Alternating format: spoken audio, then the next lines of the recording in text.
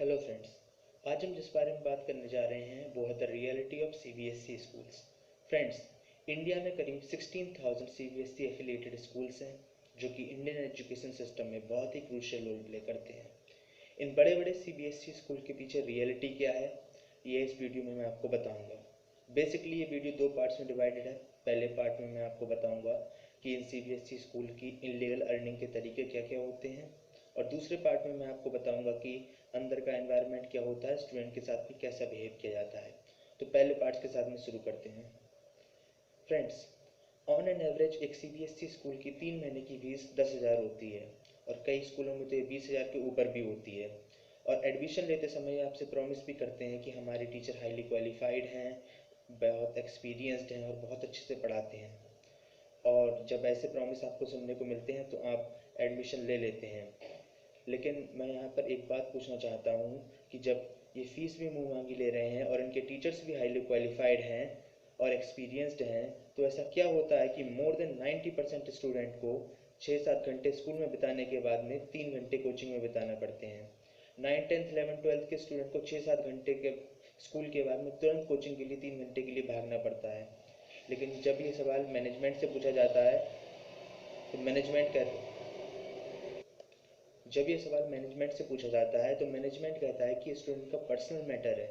Like really, अगर 10-20% student को coaching लेनी पड़ रही होती, यहाँ तक कि 30% स्टूडेंट को भी कोचिंग लेनी पड़ रही होती, तो मैं मान लेता कि स्टूडेंट का पर्सनल मैटर है। लेकिन जब मोर देन 90% स्टूडेंट्स को कोचिंग लेनी पड़े तो कहीं ना कहीं ये सीबीएसई स्कूल्स पर, उनकी क्वालिटी एजुकेशन पर एक बहुत बड़ा क्वेश्चन मार्क लगता है यहाँ पर। फ्रेंड्स, मैनेजमेंट अपने आप को प्रोटेक्ट करता है, लेकिन टीचर्स जो हैं वो हमेशा ही ऐसे काम में इन्वॉल्व रहते हैं। मैनेजमेंट भी करता है लेकिन वो अपने आप को प्रोटेक्ट करके रखता है।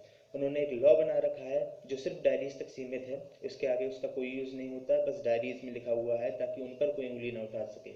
और वो लॉ क्या है? वो लॉ है कि कोई भी स्कूल का टीचर अपने ही स्कूल के स्टूडेंट को कोचिंग नहीं दे सकता है। ये लॉ उन्होंने बना दिया, लेकिन इसको सिर्फ डायरीज तक रखा गया है, इसको बिल्कुल भी इम्प्लीमेंट नहीं किया गया है। स्कूल टीचर के पास में ऐसे बहुत से तरीके होते हैं जिनसे वो स्टूडेंट को अपने पास कोचिंग पढ़ने के लिए मजबूर करता है। जैसे एक तरीका बहुत कॉमन चल रहा है आजकल, कभी भी टीचर फर्स्ट यूनिट या फर्स्ट चैप्टर से शुरू नहीं करता है, वो हमेशा बीच की यूनिट से शुरू करता है या एंड की यूनिट से शुरू करता है। अब स्टूडेंट कहीं और जब कोचिंग पढ़ेगा तो वहाँ पर कई और स्कूलों से स्टूडेंट आते हैं, तो वहाँ पर यूनिफॉर्मिटी के लिए पहली यूनिट से शुरू किया जाएगा। लेकिन स्कूल में दूसरी यूनिट से शुरू किया गया है और उसी हिसाब से टेस्ट होंगे। जब उसी हिसाब से टेस्ट होंगे और क्वालिटी एजुकेशन अगर वो प्रोवाइड कर रहे होते तो स्टूडेंट को कोचिंग लगाने की ज़रूरत ही नहीं पड़ रही होती।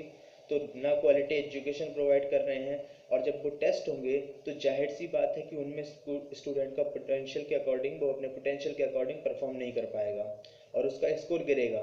फिर पीटीएम में ये पेरेंट्स को बुलाकर कहेंगे, देखिए सर, आपका बेटा, आपकी बेटी जो भी है वो क्या परफॉर्म कर रहा है, मुझे तो नहीं लगता कि इस साल पास भी हो पाएगा। जब ये बात आती है तो पेरेंट्स सोचने पर मजबूर हो जाते हैं कि ऐसी क्या वजह रह रही है कि मेहनत के बावजूद भी वो अच्छा परफॉर्म नहीं कर पा रहा है। हो सकता है कि ट्यूशन के टीचर सही से नहीं पढ़ा रहे हों, ये एक वजह हो सकती है।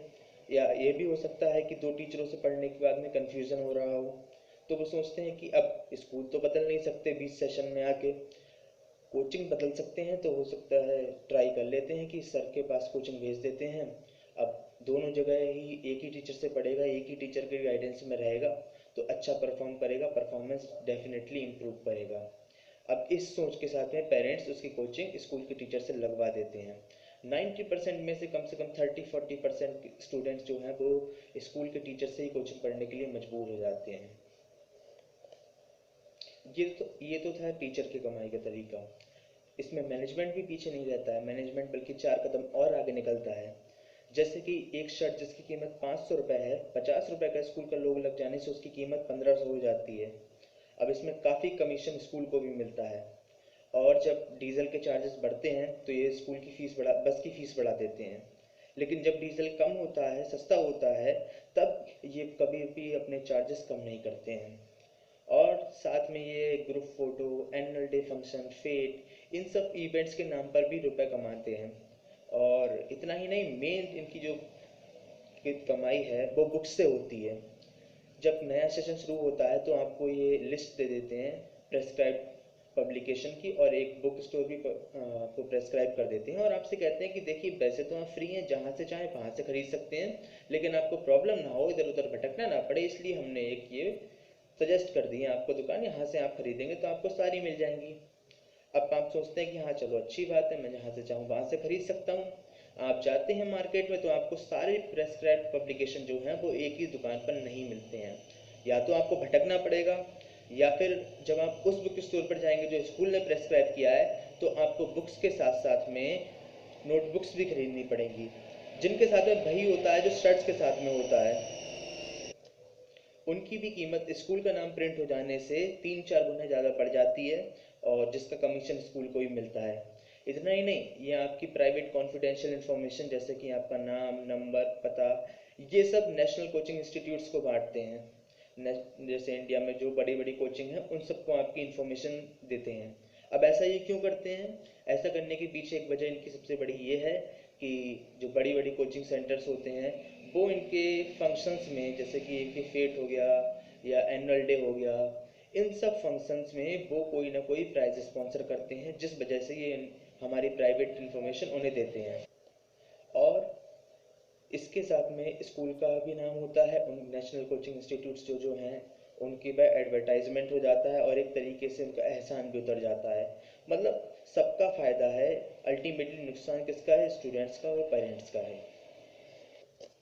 फ्रेंड्स, ये थे वो तरीके जिनसे मैनेजमेंट और टीचर्स अर्न करते हैं इनलीगली। अब इस वीडियो के दूसरे पार्ट्स की तरफ आते हैं कि सीबीएसई स्कूल में अंदर का एनवायरनमेंट कैसा होता है और स्टूडेंट्स के साथ में बिहेव कैसा होता है। फ्रेंड्स, अब तक शायद आपको लग रहा होगा कि भले ही ये लोग लूटते बहुत हैं लेकिन अंदर का एनवायरनमेंट अच्छा होता होगा, लेकिन नहीं। अंदर का एनवायरनमेंट पूरी तरीके से पार्शियलिटी से भरा होता है, थ्रेटनिंग से भरा होता है, पॉलिटिक्स से भरा होता है। आइए कैसा होता है मैं आपको बताता हूँ एक एक करके। अगर कोई कंपटीशन होने वाला है और किसी टीचर को सिलेक्शन करना है तो सिलेक्शन कभी भी टैलेंट के बेसिस पर नहीं होता, बल्कि स्टूडेंट और टीचर के रिलेशन के बेसिस पर होता है। 60% से ज़्यादा केसेस में वही स्टूडेंट चूज़ किया जाता है जो टैलेंटेड भले ही ना हो लेकिन उसके टीचर से रिलेशन अच्छे होने चाहिए। मतलब टैलेंट को कभी चांस नहीं मिलता, बहुत कम रेयर केसेस में टैलेंट को चांस मिलता है, और बाकी केसेस में टीचर से जिसके कनेक्शन अच्छे होते हैं उसे चांस मिलता है। ये है इनकी पार्शियलिटी। थ्रेटनिंग तो और भी बड़े लेवल पर है। टीचर हमेशा स्टूडेंट्स को धमकाता ही रहता है, और कई कई केसेस में तो स्टूडेंट को टीचर की गालियाँ भी सुननी पड़ती हैं, और ये सुनने के बाद भी वो कुछ नहीं कर पाते। ऐसा क्यों होता है? ऐसा इसलिए होता है क्योंकि टीचर उन्हें कंटिन्यूसली थ्रेट करता रहता है कि एफए के मार्क्स मेरे हाथ में है, प्रैक्टिकल के मार्क्स मेरे हाथ में है, प्रैक्टिकल में मैं देख लूँगा, एफए में मैं देख लूँगा। जब ये बात आती है तो स्टूडेंट डर डर जाता है, और जो कुछ डेयरिंग स्टूडेंट होते हैं वो हिम्मत करके मैनेजमेंट के पास चले जाते हैं, तो मैनेजमेंट उन्हें ऐसा डांटता है कि और ऐसा मेंटली हैरेस करता है कि वो दोबारा किसी के सामने ये बात कहने की हिम्मत ना करें। यही वजह है कि टीचर थ्रेटनिंग करते रहते हैं और अपनी थ्रेटनिंग से अपने सारे काम करवा लेते हैं, फिर चाहे वो सही हो या गलत हो। और फ्रेंड्स, अगर आपको टीचर बेवजह डांट रहा है और अगर आप इसका अपने शांति से अपना पक्ष रखने की कोशिश करें उनकी बात खत्म होने के बाद, बीच में नहीं, उनकी बात खत्म होने के बाद में, वो भी पूरे सिविलाइज्ड मैनर में, तो टीचर दुगनी आवाज़ में कहता है, तुम मुझसे आर्ग्यूमेंट कर रहे हो, तुम्हारी इतनी हिम्मत, चलो प्रिंसिपल सर के पास। मतलब वो गालियाँ भी दे दें तो भी ये दुआ हो जाती है, और हम लोग अगर अपना शांतिपूर्वक पक्ष भी रखने की कोशिश करें तो उसे आर्ग्यूमेंट का नाम दे दिया जाता है। इतना ही नहीं है, पूरी तरह से डिक्टेटरशिप चलाई जाती है, कोई ऐसा तरीका छोड़ा नहीं जाता है। अगर रक्षाबंधन के 2 दिन बाद आपके हाथों में राखी बंधी हुई है तो तुरंत आपको टोक दिया जाएगा। अगर आपका कलावा थोड़ा सा भी बड़ा है, थोड़ा सा भी, तो तुरंत आपको टोक दिया जाएगा। मेरे स्कूल ने तो हद ही कर दी थी, उन्होंने तो कड़ा पहनने पर प्रतिबंध लगा दिया था। आप मुझे बताइए कड़ा पहनने में ऐसा क्या हो जाता है कि जिससे स्टूडेंट का ध्यान डाइवर्ट हो जाए? लेकिन जब ये सवाल मैनेजमेंट से पूछा जाता है तो मैनेजमेंट कहता है कि ये स्कूल के रूल्स एंड रेगुलेशंस हैं, अगर आपको नहीं मानने हैं तो आप स्कूल छोड़ सकते हैं, टीसी आपको दे दी जाएगी। कई बार मुझे समझ में नहीं आता है कि इन्होंने इस ऑर्गेनाइजेशन का नाम स्कूल रखा क्यों है। टीसी वितरण सेंटर क्यों नहीं रख लेते? क्योंकि हर बात पर तो ये यही धमकी देते हैं कि टीसी ले लो, टीसी ले लो।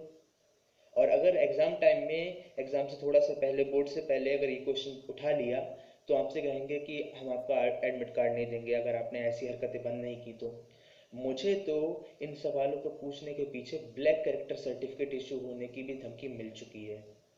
लेकिन फ्रेंड्स, हमें हार नहीं माननी है और हमारा फोकस प्रॉब्लम्स पर तो होना चाहिए, लेकिन उससे ज़्यादा प्रॉब्लम्स के सॉल्यूशंस पर होना चाहिए।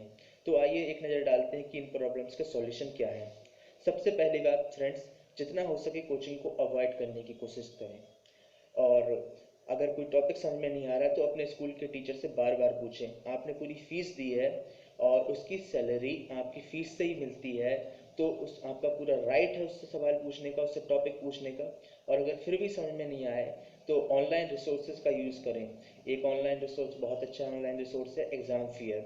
उसमें 6 to 12th क्लास के सारे टॉपिक्स पर बहुत ही अच्छी वीडियोस बनी हुई हैं और आप उन्हें फ्री ऑफ कॉस्ट देख सकते हैं। उसका लिंक मैं डिस्क्रिप्शन में डाल दूंगा। और दूसरा सॉल्यूशन है यूनिटी। यूनिटी के आगे कौन नहीं झुकता है। अगर एक क्लास में 35 स्टूडेंट्स हैं तो 35 ना सही, उनके कम से कम 15 स्टूडेंट के पेरेंट्स को आपस में टच में होना चाहिए। अगर 15 स्टूडेंट के पेरेंट्स भी टच में हैं तो विश्वास मानिए दोस्तों कि किसी भी कीमत पर मैनेजमेंट कोई भी गलत डिसीजन नहीं ले सकता। आपके पास में इतनी कैपेसिटी होगी, इतनी पावर होगी कि उन्हें सही डिसीजन लेने के लिए प्रेशराइज कर सकें। और स्टूडेंट को भी यूनाइटेड रहना चाहिए। और बस यही कुछ सॉल्यूशन है इसके। अगली वीडियो में मिलते हैं। अगर आपको ये वीडियो पसंद आई है तो लाइक कीजिए, कमेंट कीजिए और आपको ऐसी ही वीडियो आगे मिलते रहें इसलिए हमारे चैनल को सब्सक्राइब कीजिए। वो लाल बटन जो दिख रहा है उस पर क्लिक कीजिए और इस वीडियो को शेयर कीजिए। धन्यवाद।